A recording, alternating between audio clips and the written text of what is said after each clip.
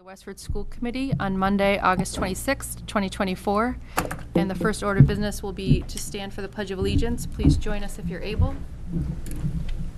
I pledge allegiance to the flag of the United States of America and to the republic for which it stands, one nation, under God, indivisible, with liberty and justice for all. Tom, can you click off the pop-up box there? Thank you. Thanks for everybody's willingness and flexibility. I wanted to try a new layout this year. Last year, as chair, I felt like I kept looking both ways. So now I get to address all of you. We can have a discussion that way. We can see how it goes and try it out. Okay? Just so anybody at home is like, what happened? So we have a jam-packed consent agenda. We have a document for meeting minutes, June 17th. We have all the summer payroll and expense warrants. We have this week's payroll and expense warrants. We have an advisor club stipend MOU, which was worked out last year with a ton of work. I would name names, but I worry I forget somebody, but Courtney and I represented us. There was surveys done to get information from activities advisors and clubs, and the previous iteration of this, if you've ever looked at it, had like this, not algorithm, equation of like how to calculate what your stipend was, and we really tried to simplify that with tiers based on how frequent the advisors are in front of the students. So that's in there. Did you want to? Yes, I want to pull that out of consent, please. Okay. And then next is the MSBA initial compliance certification document, which is sort of boilerplate. It's like 9 pages long. It's got 30-something points that we acknowledge that we're following all the laws for that, the start of that process. There's also the DESE conditions of assistant that qualifies us for IDEA funding. And then FYI, monthly budget transfers and status of general fund is also in there. So a hold on advisor club stipend MOU. So a motion to approve the consent agenda without the advisor club stipend MOU. So moved. And a second. Seconded. Thank you. All in favor? Aye. Aye, great. And a motion to approve the advisor club stipend MOU. So moved. And a second? Second. Thank you. Any discussion? Do you want to just explain? Yeah, so I just want to abstain from that. Just, I have a direct conflict on that if I vote on it, so. Yep, okay. All in favor? Any opposed? Any abstain? Thank you. Okay, we'll move on to public comment. A reminder that public comment for any item or topic on or off the agenda is always available near the top of agenda for individuals to share their thoughts. Speakers will be limited to 2 minutes per person. Please use public comment even if you refer to something later on the agenda. Virtual public comment is available through Zoom. Raise your hand and you'll be promoted to panelist and unmuted, or in person at the microphone. Since we have nobody in the room, is there anybody on Zoom that's raising their hands? No. Okay. Give that just a minute.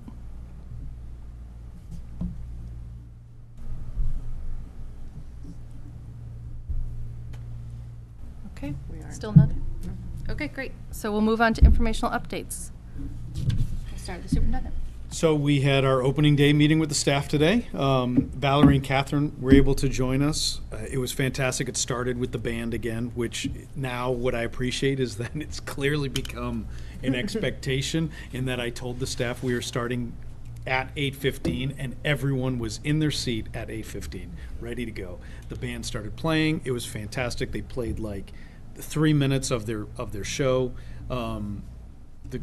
The staff love it. I think it's really a very energizing thing. And then I struggled with technology for a couple of minutes as we tried to get the PowerPoint going, but then we talked about our UDL timeline with the staff. We talked about some collaborative problem solving, professional development that the administrators had done over the summer. And one of the big things we always do is we celebrate the milestones for some of our staff members. And so I would like to highlight for all of you, we celebrate the 20 years, 25 years, and 30 years. But what I would like to share with all of you specifically is the 5 individuals who are beginning their 30th year of employment with Westford Public Schools. It's Karen St. George, Vicki Murphy, Kristen McEnany, Wayne Kateri, and Dawn Capabianco. So we congratulate them. We thank them for their service. Now, we have people who have done more than 30 years of service. We have people who are like living in between there. We hit these milestones, but we really like to acknowledge that and honor that. So we thank them for that. This summer, one of the things that we did is we had a lot of fun spending the day with our lawyer, talking about all of the updates to the Title IX laws. And so there have been a number of updates. And so the reason I share that with you is we did spend an entire day talking about it because of the impact that it's going to have on school systems. It's great in that it is extending the coverage of who is protected in Title IX, which I think as a system we value. It aligns with our core values. The challenge is the investigation process that they've put together with this is quite cumbersome. And so it delays being able to address issues sometimes in a timely manner because you have to go through this process before you can address things in some ways. And so I shared that with the faculty in one ways, knowing that there are some things that they might expect to see happen in a more timely manner, knowing that the administrators are going to have to go through some more of a process in some cases. But the reason I also share with all of you is that our attorneys are sharing with us the updated handbook language and any language that should be included in our policies, and so we will bring that to you in the future. We talked about that last year, knowing that there was going to be Title IX changes, and so with the handbooks, we'll share it with you, and if you approve it and adopt it, it would just automatically go to all of the handbooks. But that's the just the piece to share with that. And then I'll kick it over to Courtney. So although school has been closed since June 18th, we've had many of our staff members working this summer and students that have been hard at work as well. 174 students were educated this summer in our in-district special education program that was led by Jane Anderson, our occupational therapist, one of our occupational therapists that works here during the school year. And she helped to coordinate 20 teachers and therapists and over 52 educational support professionals. So a lot was happening. Outside of the district, we also continued with education around 44 of our out-of-district students. And tomorrow is our first PD for the district. Today was opening day with our annual training that we had to do, as well as just school-based time and meetings. Tomorrow will be the first PD day, and our elementary staff members will continue to study the EL curriculum. So I'm sure that you all remember that the EL curriculum is our research-based literacy curriculum that we adopted last year, rolled it out at the 3 to 5 level, and this year the focus will be at the K to 2 level. Also, something that happened last year was a lot of our professional development time for special educators were devoted to the new IEP that the Department of Elementary and Secondary Education put out. And so tomorrow they will again kind of come together, review where they're at, and also provide a sneak peek to our general education staff members who will be an integral part of obviously the team meetings and have to have a basic understanding of the new IEP as well. We do have a new database that we're going to be using for special ed at the same time, so the special ed staff will be challenged with 2 new initiatives, but we will be using PowerSchool, which you know is our student database, And instead of using eSped for special education and waiting for the two databases to speak to each other, we will have one mechanism. So when student demographic information is updated, it's updated into one database. It'll also be nice in that our general education teachers will be able to see when the roster of the students that are in their class. They will know right away and have immediate access to an IEP or a 504. So the efficiency, although we're going to have a little bit of a learning curve initially, I think the efficiency in the communication level to all staff will be improved. So we're looking forward to that. Finally, our middle schools will be welcoming sixth graders tomorrow for a half-day orientation, while Westford Academy prepares for a full day of ninth grade orientation. That's it. Great, thank you. Any updates from the committee? Yep.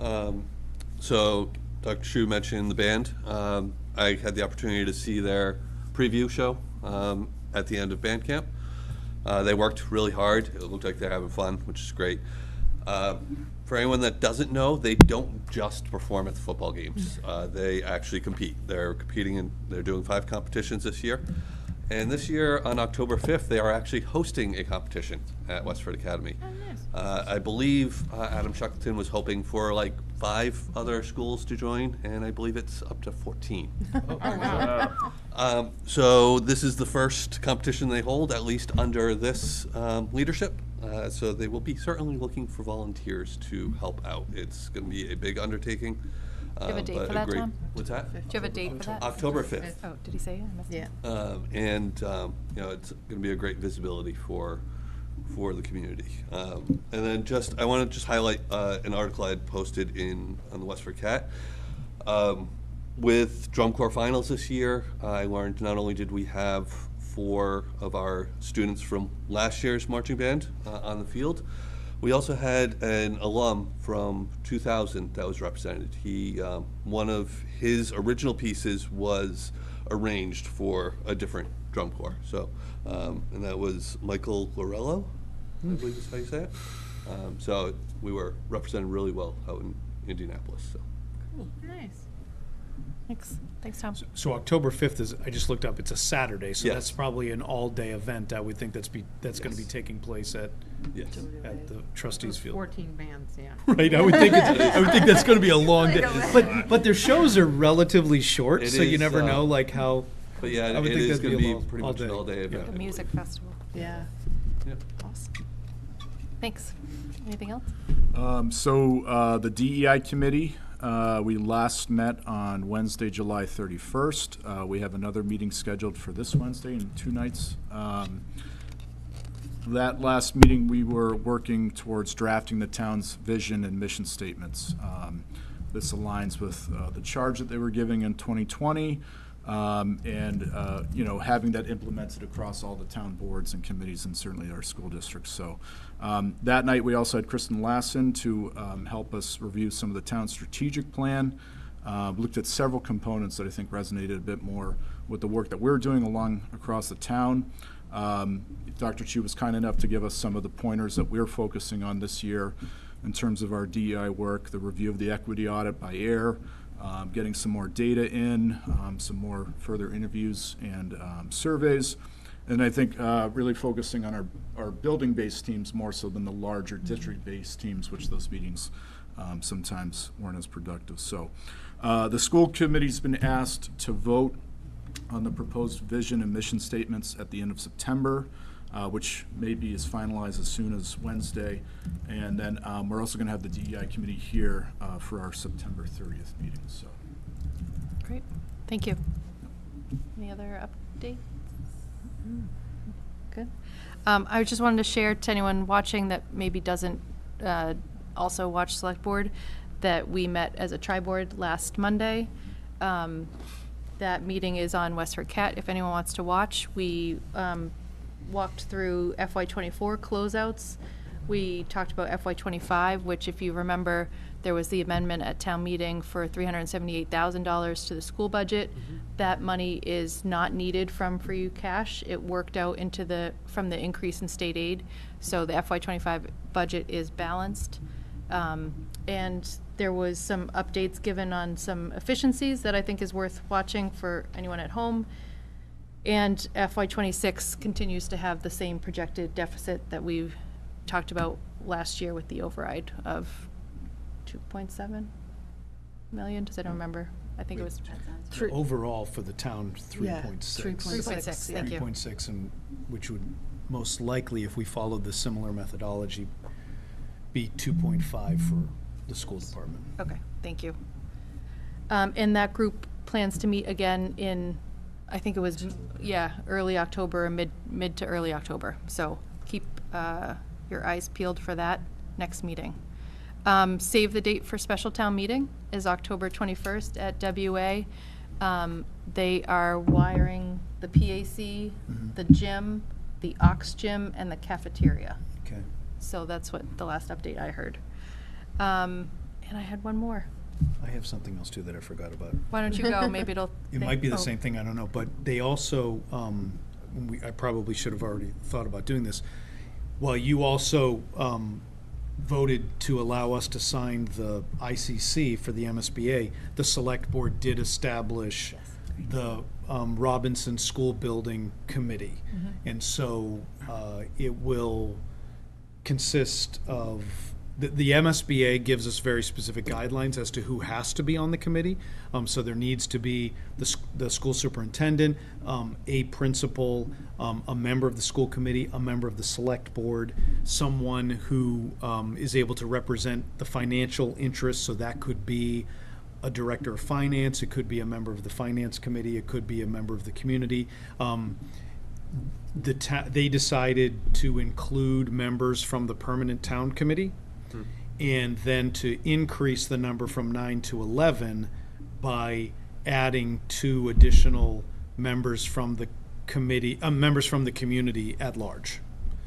So that has been established. That's something the select board has to do, so that will then get started, and that's following along the different timelines that we have for the due dates, if you will, for the things that we have to have for the eligibility phase. So if anyone's watching at home and is interested in throwing their hat in that ring, the town website has that citizens activity form and can join that. As a reminder, the list of subcommittees that we voted on in June had me in that slot as the building committee, and I'm happy to serve that role. And I remembered what the other thing was. It was the MASC conference in November. If anyone's interested in attending, let me know so that we can try to figure out how many slots of people might go down to the Cape, and what our budget is for that in the school committee. It's function November code. 6th through the to 9th. 9th is the Saturday. Yeah. I don't know what the full schedule is like. Sometimes kind of, Right. most of it happens the Wednesday to the Friday. Yeah. Okay. Anything else that I missed? So we look forward to welcoming student representatives once school gets going, I assume. And we'll move on to the first order of business, which is an overview from Dr. Chu on the Yonder pilot. Am I saying that right? Yes. Yonder pilot at Stony Brook and Blanchard Middle Schools. Yep, thank you. So this week, both of the middle schools will be talking with their students about this pilot, using these Yonder pouches to help both of the middle schools become cell phone-free environments. They're going to be sharing information with parents as well too, and they are planning to dedicate time during their open houses to address questions that parents might have about it. It's going to take a little while before they're able to implement this pilot, because, well, first of all, there are a lot of people ordering them. So there's already been a delay in ordering. We have the company provides an implementation expert to come and visit the schools to talk about where they would recommend the magnets to be placed near the exits, the multiple exits that exist, to try to help with traffic patterns and such like that, and to look at the different documents and to help with the communication process, really. And so that takes place before then they actually ship the pouches to us. So it's going to be, a couple of weeks before they implement this, but that gives people enough time to ask questions, to share concerns,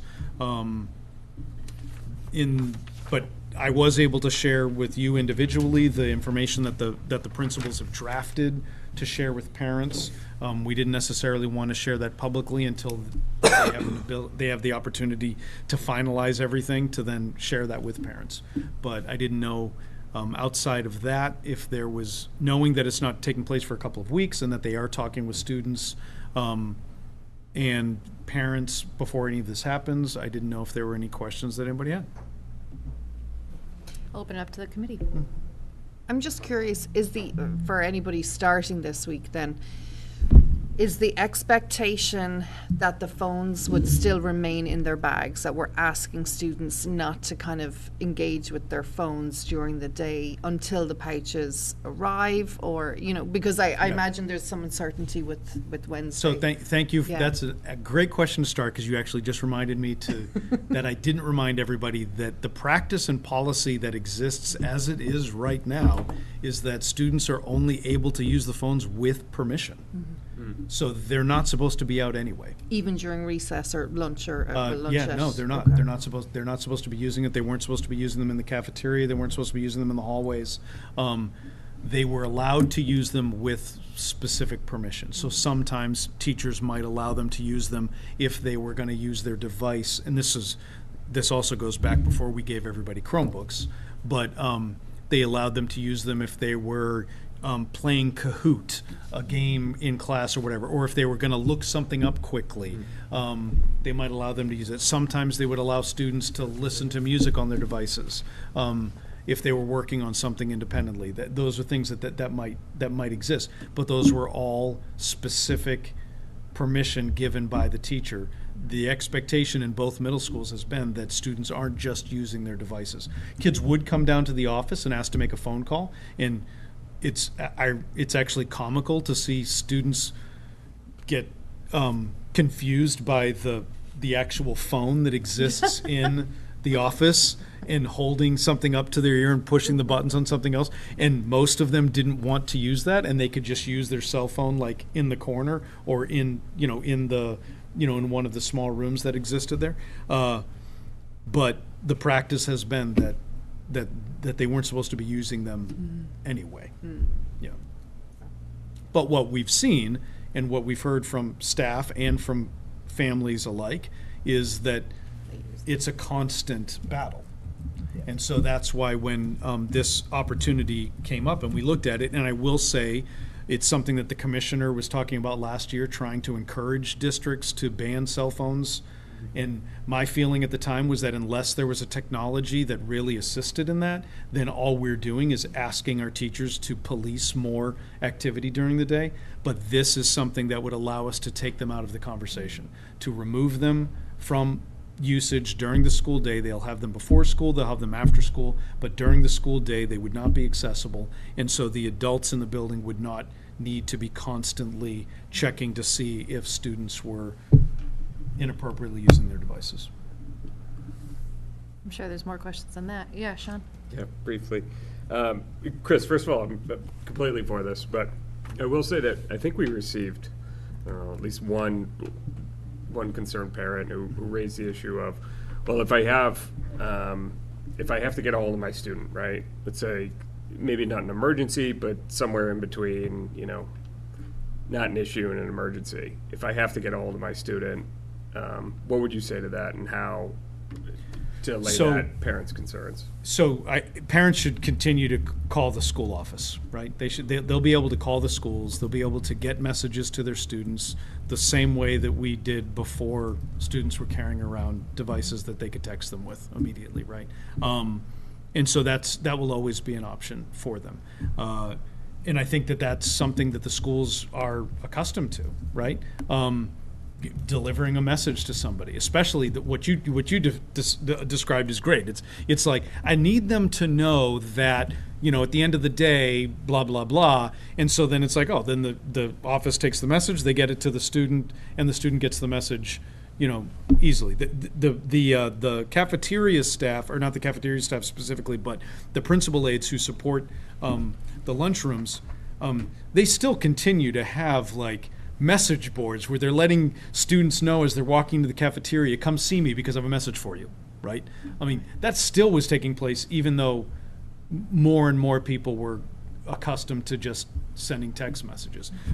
So those different ways of communicating will still exist, and people will still be able to, be able to reach out. And students, if they need to call home for something, they'd still be able to come down to the office and ask to use the phone and be able to do that. Great, thanks.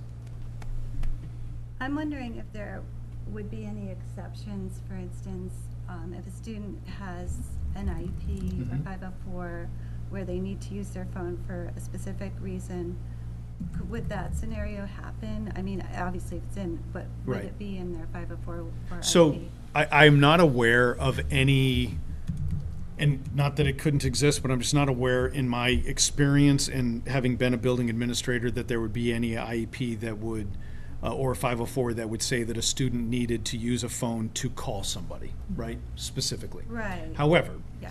one of the best examples and probably the easiest thing is that there are a number of students who use their devices for medical purposes, right? Whether it's tracking certain data that they need based on any medical situation. We will have locking pouches, and we will also have pouches that will have different Velcro access to them for students who might need to be able to access their phone and have direct permission to be able to do that on a needed basis, so that then they're also not singled out by not having the same pouch that everybody else has. But that's something that the schools will work with students independently for. And I think, and they've already done that, because again, the best example probably being students who needed them for medical purposes in the first place. Yeah.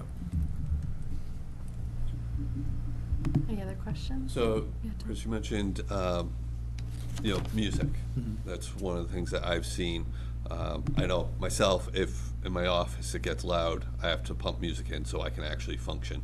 And I know that some students are like that. Is there any thought into how that might work in this scenario? Are we going to be asking people to carry a separate device for music, or do teachers have the ability to unlock in the classroom if they so choose? As it is right now, there will be mobile locking, unlocking things that people could do that. However, I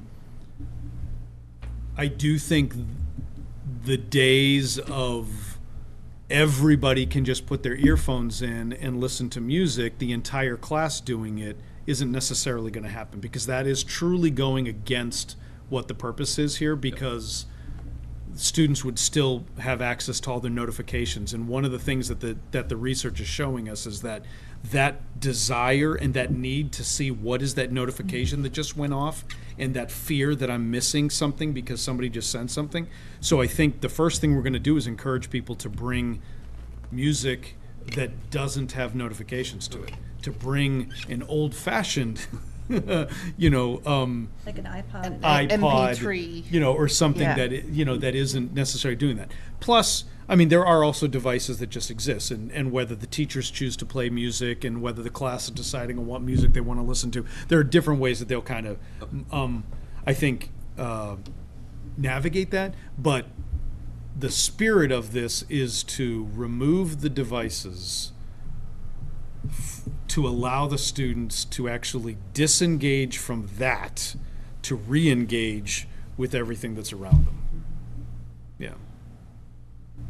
I will say, from what I can get, what I've heard in the community, this seems to have an awful lot of support by our staff, specifically our middle school teachers. So, they're clearly the ones who are on Right. the front line of that battle every day. So, it was really reassuring to me to see that this was something that appeared as a group they were wholeheartedly supporting and getting behind. So, it was a nice thing to see. Yeah, I mean, I think it's, like we said, we're talking about it being a pilot to see the other districts that have done this, we have not seen negative responses from it, right? And we are going to be very cognizant of the way in which individually this might become problematic for any specific student. So what do we need to have in place to support students who might actually have to access their devices? When you But I think by and large, the expectation is just going to be, We're just removing them from the equation. When you say pilot, Dr. Chu, is it like we're only trying it with one grade, or are we We're doing it for both of the middle schools, all grades. all grades? To Okay. not, to just do it, one of the things that I learned early on when I was looking into it and when I was talking with other administrators is that unless you do it as a whole school thing, it actually is incredibly difficult. Because the whole point being is that then everybody is living in this new understanding that these devices should never be seen. Whereas if it's just for the 6th graders, and then you have 7th and 8th graders who are still getting away with, look, it really complicates setting those expectations. And so what was shared with us was that you really want to do this as a whole school. We also talked about if one middle school did it and the other one didn't, I think in our town specifically, that would be problematic. So I wanted to make sure that both middle schools were on board with it, and they were immediately. WA has been doing other things to try to curb the cell phone usage, so they're not exploring this at this moment in time. If we see great success at the middle schools and the WA wants to then explore it, I think we'll talk about it. But they're already doing other things to try to, I think, to really minimize that. Yeah. And I suppose last question is, could you kind of speak to the cost of it and the funding of it? Yeah. I think that's also a Yep. concern that we've heard. Sure. So the cost for Yonder, it's $30 a pouch.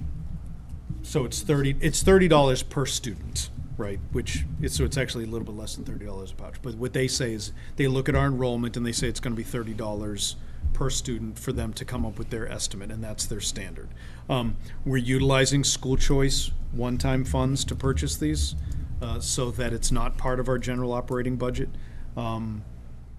If we find that this is something that we want to continue doing, then we're looking at it in a similar way that we've looked at the Chromebooks, in that we develop a strategy that then says, okay, well, as this grade moves on, you need to just purchase enough for the incoming grade, right? If they continue, if Westford Academy wants to utilize them, then we could continue those pouches on, and then you're only replacing pouches that get damaged over time. But we're anticipating that we would, if it just stayed at the middle school level, that we would just need to purchase the new amount each year to support whatever need there was with that incoming class. And is there a subscription cost There's then or not. anything? So No, it's we are purchasing the pouches. We own the pouches. We own the Forevermore, magnets. the okay. We own the magnet is the locking device aspect to it, so we own all of that. There's no subscription. It's ours then to just to be able to use. Thank you. So is the life of a pouch like the 3 years? Like it's, I can't remember if it was 4 years. It was 3. It was in like a 3 to 5 range, and I think the average was 4 years. okay. But I'm thinking in terms of the middle school, I wanted to at least hear that it's going to be 3 years. Sure. You know? Yeah. So whether it lasted beyond that, to me, that just helps. If we're Replenish. staying at just the middle school level, then you could replenish them for another grade, but you might have to replace some of them. Okay. I thought it might be helpful, it's I feel like some of the logistics concerns that I've heard is just people trying to visualize how this flows through the day. So if you can talk through some of the, Yeah. To start, what the middle schools are imagining, knowing that they're going to have to be flexible in this. And one of the things that ironically helped us conceive how this might work is how we dealt with COVID, right? We knew that we had to change how everybody came into the buildings and how everybody left the buildings. And so we've already rethought the traffic patterns at the schools. And so in talking with the administration, what they're initially going to look at is having the students come into the building, go into their advisories, and in their advisories where they'll be with their classroom teacher, they'll take their devices out and they'll put them in the pouch and they'll lock the pouch. And they'll do it right there in advisory, right at the beginning of the day. And then at the end of the day, they'll be able to unlock the devices as they're exiting the building from multiple locations. Now, as they get really good at it, then they might just start doing it as they're coming into the building, whether one grade's coming in one door and another grade's coming in another door, to try to, keep the number of students going through those exits and entrances more manageable, or whether they find that it continues to work well in advisory. I think that's something that they'll explore. Okay. So the pouch like goes home with them? Oh, yeah. Thank you. That's true. I'm sorry. I am forgetting that you have a little bit more information we haven't shared, so I'll share a little bit more of this information. Each student will be, they will be assigned a pouch. And the expectation will be, they will bring that pouch with them to school every day. They will lock their device in the pouch, and then as they're leaving, they can unlock it, and then they'll keep their pouch with them. They actually keep their cell phone in their backpack or in their locker all day long. The cell phone is not taken away from them. The cell phone is not sitting in a caddy someplace, somewhere. It's actually still within their possession. But yes, they would then have it that the expectation would be that they bring it to school with them. The schools would have a certain number of loaner pouches, similar to the way that they do the Chromebooks, in the event that somebody forgets a pouch. I think some of the information that we're talking about is if someone is consistently forgetting their pouch, then the expectation will be that it's a lost pouch, and then the student would be responsible for replacing that pouch. But that's sort of the overall expectation. They'll come in, they'll get a pouch, they'll put it could be multiple devices. It could be their watch, it could be their phone, it could be, things that are receiving notifications throughout the day. Because one of the things that's important is that, as you well know, is that they could have their smartwatch that's attached to their phone, and if they're still wearing that, then it hasn't done anything. So the expectation is really going to be that all devices that are receiving notifications that they're using to interact with would be in the pouch and would be locked in the pouch. So even like a muted watch? Like, okay. If it's a smartwatch that receives notifications, the expectation is it's going into the thing. And then have the principals thought through yet if a family, like, I don't know, says this child actually doesn't have any of those? Do they still get a pouch? Like, how did? We will have enough pouches to assign a pouch to everybody. Yeah. I do think that once the expectation is, if someone says that they don't own any of those devices, then certainly no one's going to hold them accountable for putting something into the pouch. Okay. I think by doing this, though, it becomes a very clear expectation that if you violate this practice, now the consequences are greater, right? And so devices are going to be taken away from people, and they will only be able to be retrieved by parents, right? Oh, okay. And so it's going to be taken away. It would then be in the office. Parents would have to come and get it. If that continued to happen, then the school would be able to say, you are never allowed to be you are never allowed to have that in this building. It could impact their technology usage and things like that. So that the goal here is that if everybody is understanding that we're just trying to make this a phone-free environment, and it is in everybody's best interest to do this, if someone's trying to say, oh, well, my child doesn't have these things, but then the child really does, they'll just have to make sure that they are addressing that appropriately. So that was my question, like what was gonna be the consequence for Yeah. not having the phone? For not putting the phone in the pouch or not Yeah. putting any devices in the pouch? Is that the only disciplinary action, or is there, because I guess it would be really terrible if a kid was suspended because. Yeah, no, it's not, no, it Their wouldn't. phone in the pouch. Yeah, no, it's just about that technology. Yeah, no. Can you talk a little bit too about like why some of the lower tech choices barriers haven't worked? Like sometimes when we toured WA in the past, we saw like those shoe hanging, the Yeah. door hangers. Yeah. Like- Well, I will say in some cases it can also depend on, in some ways this is going to go a little bit back to what Tom was kind of talking about too, is that there has been some inconsistency as to what the expectations are from classroom to classroom. And that can make it very difficult for the students across the board. If all of a sudden, yes, one teacher has this shoe caddy that everyone puts their phones in, and they're doing that, and they're putting their own phone in there, and the students they get it in this environment, but then students walk into another classroom and the teachers they're more lax about it, and they just don't think it's a big deal. And in the environment that they're creating, they're okay with it, and they might not necessarily have disciplinary issues with it, but it becomes complicated for the students. And the other thing is that it's not even classroom to classroom as much as the issues are in the hallway or in lunchroom, right? And so that's where, on one level, we'd be saying, hey, that's their free time. They should be able to access these things.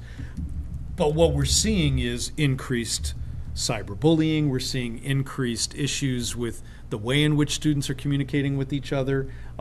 It still is that again, that FOMO, the notification piece. I mean, I know that when my phone buzzes, I don't think my phone has the sound has been on in my phone for like 10 years. I just don't think so, because I'm always afraid it's going to go off somewhere, right?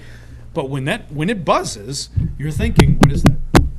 What is that? Now, I also, I don't think I check it that much necessarily. But that is something that as a society, we're becoming triggered to, and students, I don't think, have the same regulation that we would like to expect of adults. And when it's going off and off and off and off and off again in a classroom, it's going to impact your ability to stay focused on whatever the task is in front of you. And that's kind of what we're trying to remove, to see if the data that's being shared with us, that it's increasing engagement and people are feeling better about their experience and they're having better conversations. We want to see if that's true. So that goes to one of my questions is, you keep saying pilot, right? How are we going to evaluate, and when are we going to evaluate if it's actually getting the results that we want?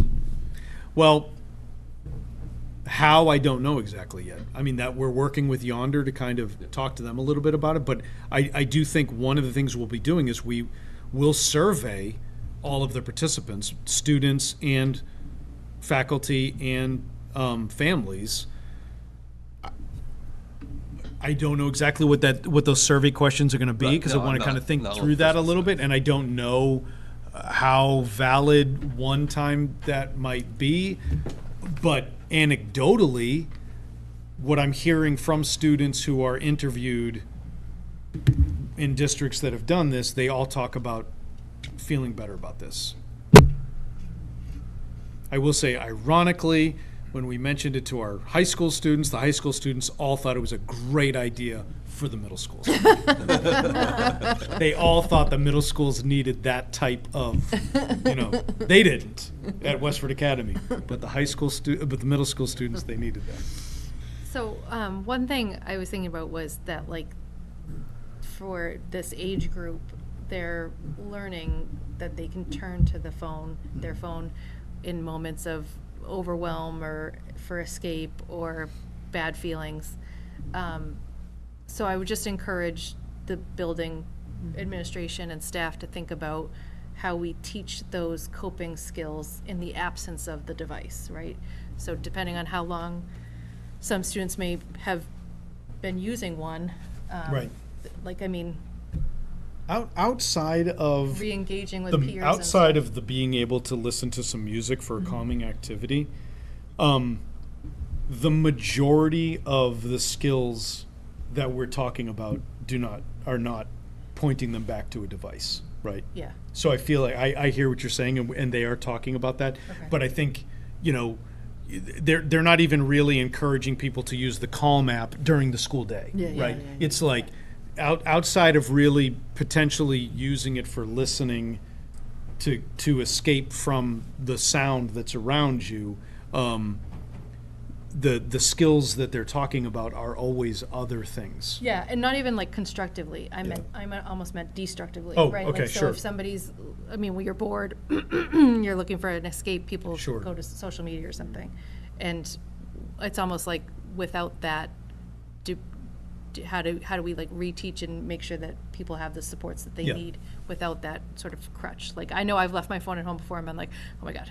Well, I So- think in It's like at that age level, I want to make sure that we're supporting that instead of just like tough love. I do think, I think that our teachers have actually frustratingly been trying to teach that Yeah, good. for a long time now. And are just always met with, I'm sorry, what did you say? I mean, not really, because they're not doing that in the middle of class, but the idea being is like, oh, that sounds good. But they still have the device, so therefore they're going to the device. So because I hear you, that's been part of the social emotional curriculum and what the guidance counselors and what they've been doing in advisory and talking about in their, because both of the middle schools have been talking about mindfulness for 10 years, right? And talking about what they can be doing. But I feel like that's one of the reasons why I think the teachers might be like, yay, Yeah. you know? I only want to raise one point that I think has been absent in this conversation and another kind of thing I was listening to the other day, which is Attorney General Andrea Campbell has joined with other attorneys general against having a lawsuit against Meta, right? And the thinking behind the lawsuit is not just that kids are responding to these notifications. It's actually that Meta and other social media companies specifically design these apps in response to adolescent brain development. So they're using what they know about the brains of consumers, which are these adolescents, and they're targeting these young people. Right. And so I think by framing the argument in a different way, instead of saying like there's FOMO, because that's kind of like, there's like real design and maneuvering around specifically targeting young people and their brains. And so I think that because our Attorney General has joined with other attorneys general, I think that we're learning much more about how these technologies work and why it's important to be very mindful about that. So I think that is what I think is the strongest argument in this favor, is that in favor of moving forward with trying to think about a different way. But it's very clearly that these corporations are making money off of designing systems that are, Addictive? Right. Yeah. Yeah, thank you. No, that's really important. Thank you. Yeah. so I think like we haven't been talking about that, Right. but I think that there is enough science around that, and there are multiple attorneys general in the U.S. I think over 30 of them are engaged in this lawsuit in both red and blue states, and so I think it's really important to. Yeah. And Good point. I think that, sorry, I just want to remember to circle back to that when we get a little bit closer to implementation and you've walked through some more steps with the company, because I'm really interested in what we do for family and parent education, right?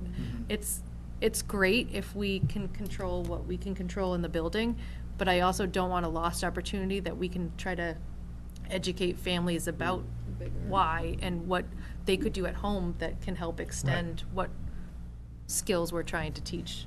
And to that point, there's some states now that have already made a move to like bring into state law where like kids 14 and under can't have any of these apps at all, like with or without parental permission. I don't know how they're going to police it. Yeah, I but mean, I think there's we some have some laws, and they have it on the website. I mean, there's just like no verification, and you know, whatever, the implementation piece of that is like really, really hard. But it's more like there's a mindset shift happening, even if you can't if you can't police it. I think that they've always had that waiver that you have to like click the box or whatever. I just think it doesn't really. Yeah, no one's reading that. You just Yeah. set a different birthday. Yeah. Sean, were you going to add something? Yeah, YouTube picked up on it right away, and I think the whole point is that we have an opportunity to have a discussion with the community at large about just beyond, you know, the classroom, right, and how this is impacting our youth lives. So I would suggest if we have time before implementation, if we can pick out like 2 links, 2 studies, something that we can include on the rollout of this with it for families who want more information on the effects that cell phones and social media and our instant gratification society, like what type of impact that has on adolescents' brains. Because I think it's worth having a bigger conversation, right? I mean, Yeah. it's not gonna cost us a lot to do that. It's I'm like- hoping that Right. as you work with Yonder, they Yeah. do this Okay. well in other So we places. do, we have like the. Otherwise, yeah. The Surgeon General's information and, Yeah. and different pieces like that, that's part of, that I would would be part caution of to the. make sure to get some resources not from the company. Sure. Because it's Right. very easy to say, oh, well, of course they're gonna point you to those articles, Yeah. just. Very true. Right, And- but, and it but might if be- some of the, I mean, just to that point, like, one of the things that they're sharing with us is the Surgeon General's Yes. advisory. So I feel like there are resources that are, you know, that are not, that they didn't create. Right. Yeah.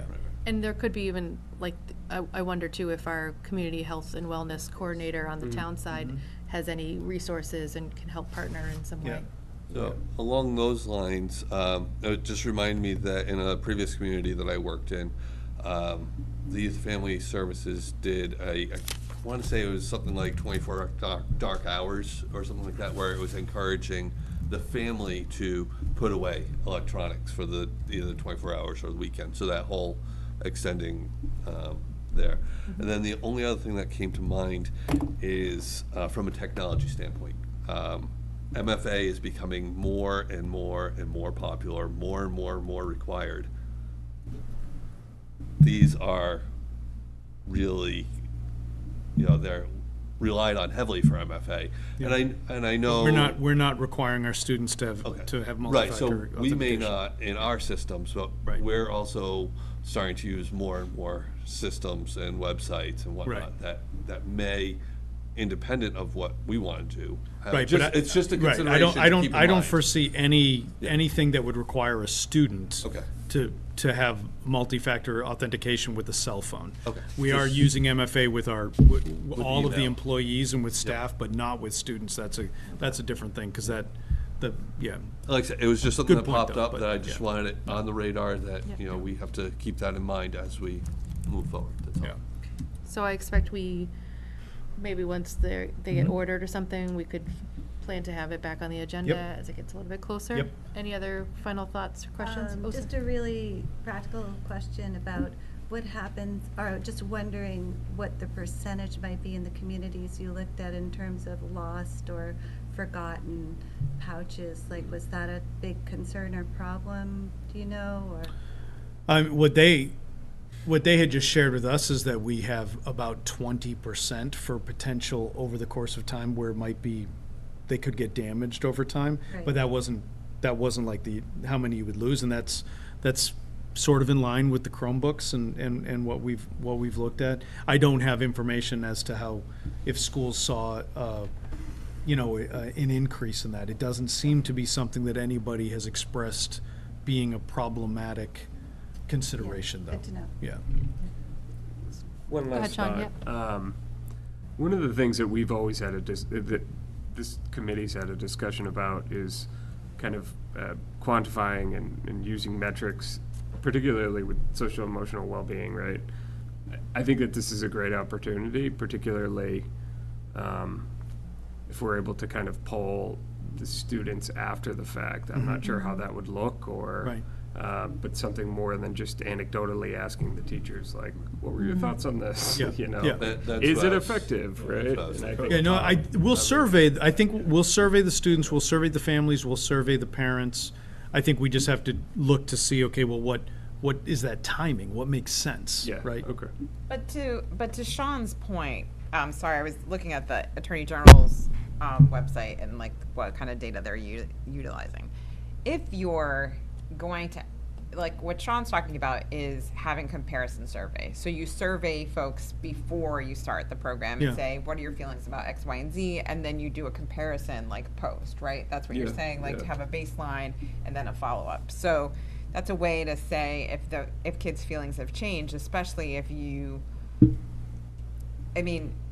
especially if you're looking to find data around whether or not kids' focus or mental health has improved because of the implementation of the policy. So you would have, for example, and this is just because I work with a lot of MPHs and I teach at BU, but if you are going to do something like that, you could ask declarative statements like, I feel like this has improved my focus, or I have, you know, whatever, you could have a statement and they Right. could say like 1 through 5, and then later you would do a comparison. And you could do it de-identified because you would just use like the raw data and then do like an average. So we wouldn't we could do it in a de-identified way so that students wouldn't be saying like, I have these feelings. It would just Right. be like the broader, Right. I think that's It what might be too, yeah, we might be too late, but certainly for the incoming year or something. Well, It's there's might- But we haven't haven't got implemented them it yet. yet. Yeah, it's I not will just say, at the same time, I know we're talking about doing this as a pilot. I wasn't also necessarily looking at this as a major research study. All right. Specifically, I hear what you're saying, and I think there's ways for us to look at this. We are seeing across the board all of this rationale as to why we should try this. But we can do that, and that's something we can look at. Okay, thank you. I'm going to move us on to the next item of business, which is renaming of the WA press box. This was mentioned in our spring meetings. There was a request from our community to consider renaming the WA Trustees Field press box after former staff member Mike Parent. And Sean convened a naming committee and has an update for us. Sure, thank you. So, I know it's been a few months since we've convened, and for those Just off who the missed our cobwebs. last meeting of the year, I'll give a kind of a historical idea of where we came from and how we got here. So the press box at WA, in February of last year, we received a request from some members of our school community to consider naming the press box at the football field after former Dean Mike Parent. Myself, Catherine, and former school committee member Chris Sanders were on the policy committee at the time. There was obviously a lot going on with the budget, and it wasn't, there was a lot going on with the budget. So the policy committee received that request. To put things in context, there's a policy specifically on point, which is 7211, which came into effect back in April 25th of 2022. So we actually have a policy on this for when there is a request on the school committee to name any structure really after any individual, whether they be historic or a former member of our community. So we received this letter. The policy committee looked at the 7211, decided that we had to convene an ad hoc committee to look into this, which is what we're required to do. 7211 requires two things essentially. First, when a request has been made on the school committee, the naming ad hoc committee is supposed to convene and make a determination whether or not this is an individual who, the operative language is whether or not they are an individual who's made an outstanding contribution to education, humanity, or the community, or have displayed outstanding leadership, or be a person of historical significance. Once the ad hoc committee makes that decision, they make a recommendation to us. The school committee, assuming the school committee votes up or down on it, that name is supposed to be forwarded per the policy to annual town meeting, specifically annual town meeting. the special. Not the special town meeting, which is the wrinkle to all of this. So I sat on the committee in 2022 who voted, and I was one of the members who voted on 7211. The idea, or at least my recollection of it, was that this particular policy was designed to deal with buildings and large structures within the Westford Public Schools community. All right. The way the policy is written, it can apply to a storage locker, which would mean that if we named a closet after someone, it would technically have to go to annual town meeting. So these are the issues that we raised as the policy committee had a discussion about, and we said, well, let's throw it at the ad hoc naming committee and see what they think. So the ad hoc naming committee convened. I chaired it. We received 5 members to that committee: Kathy Blondie, Mike Canada, Daniel Mendonça, and Ryan Swinimer. Those people were essentially suggested to us as being people of Westford Public Schools who came from a variety of different backgrounds, former employees, administrative assistants, former students, current students, and the like. So the goal of the ad hoc committee was to have a discussion to make 2 determinations. First, should we suspend 7211, right? Because the strict language of the I'm about to say statute, the strict language of the policy says that we have to put this in front of annual town meeting, not special town meeting. And assuming that we were willing to do that, then is Mr. Parent of the deserving of such a honor, essentially. Which again, there's specific language as to whether or not they've contributed through outstanding leadership or be a person of historical significance. So that committee convened on June 11th, 2024. There was a relatively lengthy discussion as to it. The committee considered, and it seemed to turn on that this was a smaller structure, that this wasn't a building, and that this was it wasn't even the Trustees Field itself, it was a specific part of Trustee Field, which was the press box. For those who don't know, it's the box that overlooks the field that announcements are made from, essentially. So the committee voted in a 5-to-1 roll call vote to suspend the policy, or at least, sorry, not suspend the policy, to recommend to us to suspend our policy 7211 for this particular instance. Regarding Mr. Parent's dedication and commitments to our community, I've included several things. I believe they were included with the agenda. Yep. Yeah, okay. For those who haven't seen it too, the policy does require that we post any recommendation essentially to the community before we as a group vote on it. That has been posted, I believe, since early July. Yep. And I don't think we've gotten much public feedback. I haven't seen any. I have not either. That was announced, just to So, want to make sure. no, that's what Yeah. this really is, like, to Okay. let people know that it's on our website, that there's a form for public comment specifically to this recommendation. And then when Sean's finished, we can talk about how long we want that to stay open, and then when we can bring it back to us for a vote. Yeah. So essentially, all the documents that at least I believe support this recommendation are going to be public. You know, it lays it out there. For those who don't know Mr. Parent, I actually did not know Mr. Parent very well prior to this meeting, but he's someone who certainly dedicated a good portion of his life to the Westford Public Schools since 1982. Was a dean, was a special education teacher for quite some time, was always involved in Westford athletics, and was a dean from 1998 until his retirement.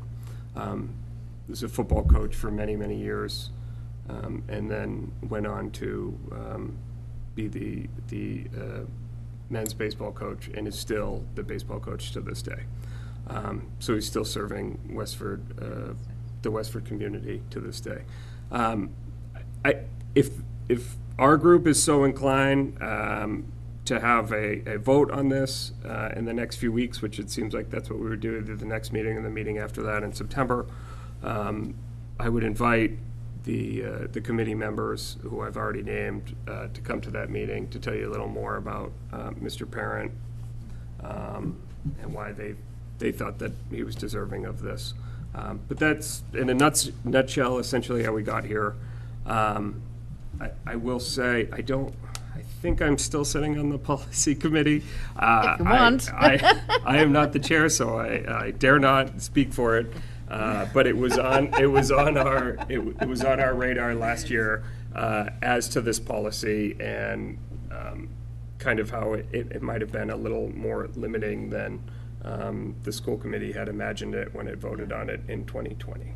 So that's how we got here. I'm happy to field any questions. I don't know if we're getting into specifics as to how we feel on this, or if we're kind of tabling that for the next meeting. I'll defer to the chair, though. Well, it's on the agenda, so we can deliberate. Did you want to add something, it looked like, from policy, or no? No, I mean, I do think it will be, and obviously, Sean, you're more than welcome to stay another year. I do think it's something we should look at. Like, I mean, the majority of the policy was written very well. It was just one phrase of, they kind of just threw everything in the kitchen sink into that one line that kind of pinned us to it. So like even a bench, or his example. like literally the it has storage to go through closet. all the Or the same, kitchen sink. The kitchen sink, or exactly. all the same steps of an actual building. Yeah, Which- so which in it requires such a just a reasonable small test, bit of yeah. tweaking, as opposed to, I suppose when it was written, it was really with the mindset of thinking about a building or a whole new field or whatever. So, So for anyone watching, Yeah. on our district website, if you go under About WPS and click on School Committee, there's a wonderful picture of us from last year that we need to update. But then there's a box for news and announcements, and there's a link to the community input naming of WA Press Box. And that's where the memo that's in tonight's packet that Sean walked through, and there's also an online form for any public comment, or you can just email Sean or myself directly. So next, as a group, we should decide how long we want that to be open. Is it 2 weeks? Is it longer? And, well, not 2 weeks, because our next meeting is September 16th. The next couple of our meetings are September 16th and September 30th. So we could decide which of those feels like the right fit to have it come back. And then we can consider the two recommendations, which is to suspend the policy and to consider the naming. I have a quick question on that. When you're talking about suspending the policy, what portion of the policy are you specifically targeting? Like, are we looking to just make the vote here, or maybe the compromise would be to suspend and ask the select board to put it on special town meeting? Did that warrant close? I don't think it would No. qualify It for wouldn't- special town meeting it wouldn't anyway. They qualify, have very yeah. specific things that qualify for that, and that wouldn't. I And- think. yeah, go And ahead, one of our former policy members, Chris Sanders, had spoken to the speaker about that, regarding whether or not this would be appropriate for Moderator. special, I'm Moderator, sorry, yes. moderator. Sorry. The presidential election. Yeah. Town moderator. The town moderator regarding that, who was quick to inform them that this is not something that should be heard in fall town meeting. So, Yeah. yeah. So it would be, I think the recommendation was, according to the memo, to just that our vote would approve it and not go to a greater. Yeah, we essentially suspend the town meeting having to be voted on at town meeting. The authorizing. The authorize, yeah. And I can say, so we as, in policy, had a discussion about this, and I think the consensus that we came to was, look, if we're going to suspend this policy, then we gotta make sure every other part of it's followed. So Yeah. it's literally one sentence of it, which I'm happy to read to you. It just says that final approval for all proposed name changes will be decided by a vote at annual town meeting held in the spring, period. So as you think about this, if you have questions now, great. Otherwise, you can approach me or Sean. But I would like to get a feel tonight on when to expect to bring this back. I mean, we typically stick to like that 3-meeting kind of process of we raise it, we have discussion, and then we vote on it in our third meeting. You mean for policies? For policies, but even for maybe some of the bigger. I feel like that's a 2-meeting practice. Sorry. Jeez, there we go, I'm getting confused. But I don't know if you want to do something similar, and we typically have with policies a 12 working day public comment period? I know it's been up since July, but it's not something we actually So announced. we might fit the 12 though, because the 16th is, Well, yeah, it's Yeah, 12, 14 business days. I don't know, business days because of Labor Day. So Labor Day doesn't count, yeah. I think we would just hit 12 Yeah. business days if we were using the 16th as the next meeting to revisit it, or we can wait until the 30th. Does anyone else have? Well, I just had a question. If Sean said he's gonna have some folks come and speak to like why we should vote on this, shouldn't we have them come on the 16th and vote on the 30th? That's fair. I think No, it's I was more just- about, are we, I just didn't know how, if- how long do we want the public to be able to weigh in? That's my first concern. Scheduling should definitely weigh into it, and we can figure that out too, but Because I feel like if the folks came on the 16th and the community was able to hear from them, and then if we wouldn't vote until the 30th. Oh, I So see. like we Yeah. kind of give folks give the like, public they some have the heads up now. I mean, it's been on the website, but they have the heads up Yep. now. yep, Then, I mean, school is beginning, so people are kind of busy. And then in 2 weeks, the people can come, and then you have the vote on the 30th. okay. I don't Is know. everybody else? Yeah, I agree with that. Sean, Yeah, can you, that makes sense. can you clarify the stipulation in the policy that we're, again, that sentence, because I want to make sure, we talked about kind of a continuum of, right, from the kitchen sink Yeah. to the Yeah, bus box hang on, I'm getting to it. entire school buildings. Yeah. Right? And- I think we need to be a little bit more deliberate about, you It- know, that policy. It's literally the opening line, Bill. It Yeah. says, "The purpose of this policy is to ensure the appropriate selection of names for school structures and spaces, including but not limited to school buildings, athletic facilities, and open spaces that are used by the public outside of the traditional school day." So I would say that that's different than, It also says the school committee has the authority to recommend to town meeting then. Yeah, The name. But are we saying something to bypass the annual town meeting? Yeah, I mean. Yeah. yes. Okay, I guess- because I want to make sure that, you know, we're not opening up a potential precedent for, again, for a special case, Mr. Parent in the press box, that could be misconstrued later Yeah. for something more larger, like, let's say, My, building. you know, my we're talking interp- public spaces here, Yeah. right? On the greater wing of an entire school, or wings of a school, you know, like, I Yeah. just want to be cautious about that, I would So you're say. saying the policy could apply more to something like a school versus a press box? No, he's saying it, what about if there's like an auditorium? my interpretation of it Right. is that we're saying the policy is a good practice. Yes. Yeah. But for a small thing like a press box, does Yeah. it need an annual town meeting vote? Probably Yeah. up to us to decide Yeah. that, and that's what the vote to suspend the policy is, in my interpretation. But I think what is laid out in the policy as to like the thoughtfulness, convening a committee, you know, having, like, going through the paces of like, does this make sense? Is there like good backing? That should apply for a kitchen sink and a bench and a closet door anyway, right? So, because I think that's a good practice to have anytime something like this comes to us. My interpretation of this is that we're deciding, does that vote to rename a press box or a kitchen sink go to town meeting? Yes. So that's the clarity there. And I would suggest that if we do elect to suspend it for this particular instance, that this just gets put on the policy committee's agenda for this particular year, and that we, now that we've had the discussion, and I think that whatever consensus we come to as a group, we'll kind of instruct the policy committee as to where this is going. Yep. And then we'll have an amended policy by the end of this school year. Right. I would imagine. So if we do get a request for the sink, it has a policy that applies to You it. got it. Yeah. And I don't envy those, I really want the Those- sink now. I don't envy that policy subcommittee, I'm but good looking job. forward to the Chris Sanders sink. I mean, I will say that, Chris Sanders owl. Right. It would be the air tape. my interpretation would be that the press box is a structure. It is a separate building that is very public facing, so that's where I'm looking at it from, and, Yep. That's, Yeah. that's fair, yeah. Yep. Sure. Thank you. so Yep. just throw it out there. Okay. All right. Any other final thoughts on that? Questions? Okay. The next order of business, back to policy, student activities account, policy P3401.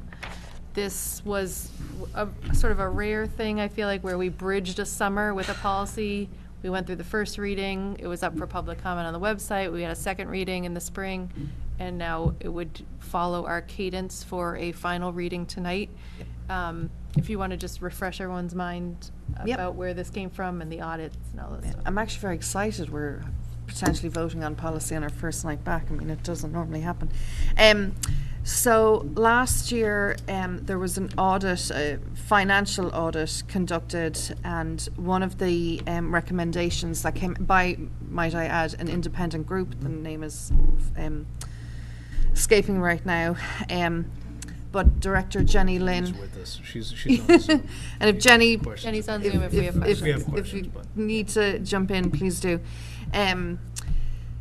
That, and one of the recommendations that came back was our student activities accounts, and our policy kind of Roselli. wasn't robust enough, and that the process as well for managing them also needed to be reviewed in line with good practice in accounting. And there's a reason I'm not on the finance policy or finance committee. And so, taking all those recommendations from that independent group, the policy committee spent quite a lot of time towards the end of last school year, and we did a big session with Dr. Chu and Jenny Lynn present, and went through multiple scenarios and trying to kind of configure how do we put this kind of good accounting practice into actual practice and working out in the school on a day-to-day basis for students and staff in what we're asking them to do.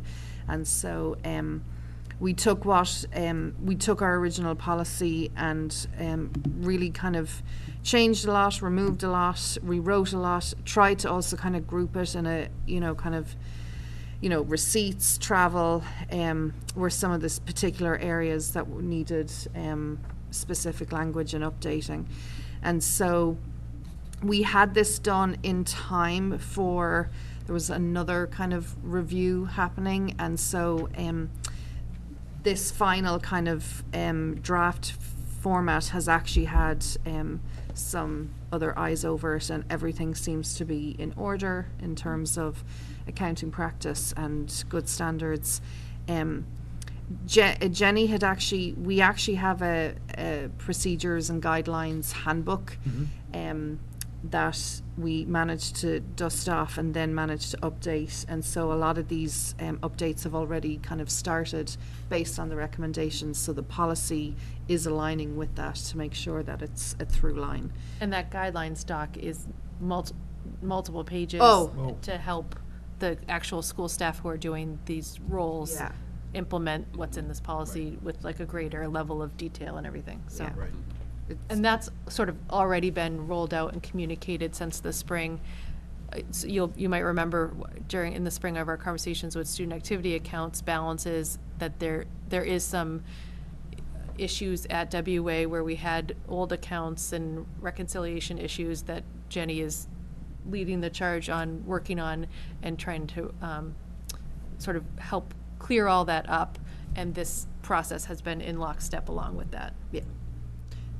So yeah, this has really been guided by Jenny and that independent financial review or audit that we had. So the policy committee are definitely not experts on finance, so we leaned very heavily on the experts to pull this together. So that's kind of where we are. It's been up for public comment. We received no comments. Leadership seemed to be happy with the final draft, and so tonight is just that final vote on school committee to accept it, and if we do, it'll be cleaned up and the clean version will go and live on our Airtable for the foreseeable future. Great. And I just want to add too, that I think if someone's opening this document to look at, there is a lot of changes for like the receipts and the logging, so like fundraisers, things like, there's going to be a lot of expectations that things are tracked to be able to log fundraising income and receipts like that at the end of an event. And that will be a bit of a change depending on the club and activity. And so there's going to be some communication from administration to those advisors to help I roll this out. assume it's going to be an ongoing thing for the year, because like you said, it depends Right. on different Yeah. clubs and different situations Right. will arise. So I think we'll be really leaning heavily on Jenny and school business office staff to guide everybody through the practical Yeah. changes. And it's not just that like, oh, we wanted to update this policy. These were findings from Right. the external audits. So, Yep. you know, And it wasn't a, you might like to change it, but more of a, you have to Yeah. make these changes. Yeah. Yeah. so, any final thoughts on this? Do we need to vote to waive the reading? Yes, thank you. So, do you want to make that motion? Yes, so we waive the reading. So moved. Or second. Yep, all in favor of waiving the reading of P3401? Thank you. And any last discussion? I'll take a motion to approve policy P3401, student activity accounts. So moved. Seconded. Thank you, Bill. And all in favor? Thank you. Great. Thank you, Policy Subcommittee. Thank you, Jenny. And I know she's been working with some WA staff to implement those, and Right. so thank you to everybody. I know it's a big project. Yeah. Last order of business is our annual renewal commitment to our operating protocols. I sent you all a link to the Google Doc. I'm gonna just take a minute and pull that up myself. And if there's new viewers watching us, we've had these in place for the last 3 years.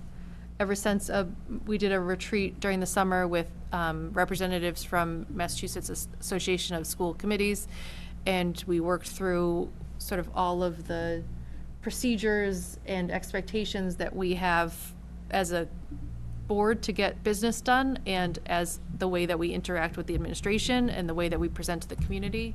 So there's like 3 big sections, chunks of it that cover all of our sort of norms.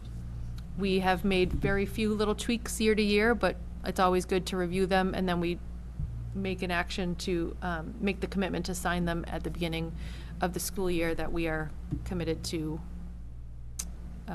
them. The table layout is not actually articulated in the, so anyway. Right, so that's still good to say. We did have one member suggest a change to the first bullet under how we serve our schools to add "and our staff," so that the sentence would read, "We are committed to creating opportunities to listen to members of the community so that we may better understand the needs of our students, our families, and our staff." So that's up for an amendment, not an amendment, but up for approval tonight or discussion. And obviously the typo on our newest member's name. Apologize to you, Tom. Any discussion on that? I mean, I guess I would recap for anyone watching that at our retreat in July, we did have a pretty good conversation, I thought, as a group about our current public comment procedures, and thought that they were working well for what we need them to do during our business meetings.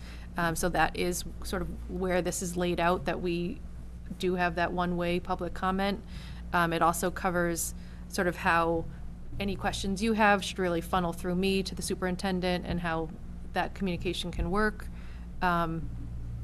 It talks a little bit about how, like, our commitment to try to make our meeting documents available ahead of time so that we can all show up prepared to be ready to discuss. Anyone want to add anything? Any discussion on the proposed edit? I think it's a good inclusion. Okay. I agree. Yeah. Okay, I'll take a motion to approve the Westford School Committee Superintendent Operating Protocols for the 2024-2025 school year. So moved.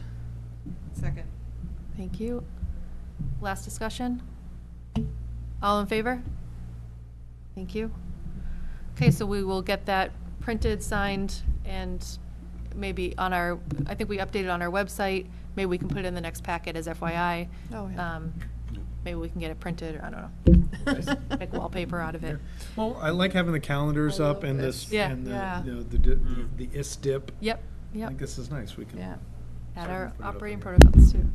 Last is the personnel update. Personal update. So you'll see that we have an attachment of 4 pages that captures a lot of activity that our HR, payroll, and technology departments have been working on this summer as staff members have come and gone and/or changed some of their positions. This is capturing some of the work from June 18th to August 22nd, but some of the information here is a result of us changing different positions that had previously been shared with you, but the processing of those positions, those status changes had not been completed until the summertime. And so a lot of work certainly has been generated. As you know, we had to lay off several of our professional and support staff members this past spring. We also had to move others into positions in which they may not have been their first priority. And so a variety of different staff members were looking for positions outside of the school year to see what might be a good match for them. And as they might have accepted a position in another district, it did open up the opportunity for us to call some of our staff members back. So I am happy to report that we have rehired 4 of our teachers that were part of the layoff. An additional one is coming back as a long-term substitute right now. And we haven't heard from everybody because they don't have to report back to us, but we know of at least 5 other staff members who have landed and secured positions in other districts. So certainly happy for them that they have landed on their feet. And we still have some remaining jobs that are available for this year. Our one teaching position is an ELA position at Blanchard Middle School that just became available. We have substitutes in all areas of whether it's custodian, food services, or our teaching staff that we are in need of. We are still looking for a maintenance staff member, educational support professionals, both within special education and in the library at the elementary level. We're looking for interventionist positions and cafeteria workers, both full-time and part-time. So hopefully we'll continue to fill those positions. Any questions on the personnel update? Can I ask on the interventionists, how many of those positions are open, Courtney? And if we don't fill them, and I wouldn't be surprised in some ways if we potentially don't fill them all based on conversations that have happened in the last 12 months, is there a way to manage the potential number of students who are kind of planned to be in that service for this year anyway? Sure. Well, as you know, we were planning kind of 2 different plans of Yeah. actions to handle the intervention. And the way it landed after the town meeting was to remain with the current model that we have. This summer, we had 1 additional retirement and 6 resignations that came to us just recently in the month of August. So that is unfortunate. Previous to that, we had 1 retirement prior to the school year ending and 2 other resignations. And so clearly, those individuals were looking for, whether it's security in a different role or a different district, I'm not sure. And so we will post those positions and try to fill those positions. Thank you.